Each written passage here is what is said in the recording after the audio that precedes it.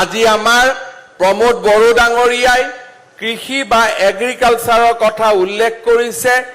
আজিৰ দিনটোতে আমি এটা নতুন অভিলেখ সৃষ্টি কৰিলো যে এইবাৰ আমি 5 লাখ মেট্ৰিক টন ধান আমি ৰাইজৰ পৰা কিনিবলৈ সক্ষম হলো আৰু আজিৰ দিনটোতে আমি 5 লাখৰ অংক গৈ চুব পাৰিছো।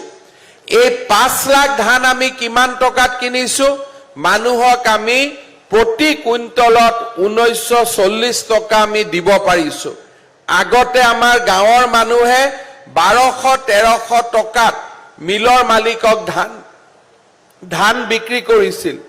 এইবাৰ আমি যেতিয়াৰ পৰা চৰকাৰে ধান কিনা হাতত ললো, আমি 1960 টকা আমি ৰাইজক দিব পাৰিছো। আৰু অহাবাৰ যি আমাৰ নতুন শস্য আমি নৱেম্বৰ ডিচেম্বৰ মাহৰ পৰা কাটিম, তাত আমি প্ৰতি কুইণ্টল ধানৰ দাম 2000 টকাৰ ওপৰত আমি দিবৰ বাবে সিদ্ধান্ত গ্ৰহণ কৰিছো।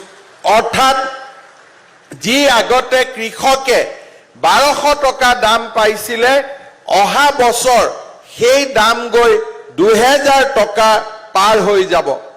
অহা 1 তাৰিখৰ পৰা আমাৰ ওদালগুৰি জিলাত বহুতো চাহ বাগিচা আছে।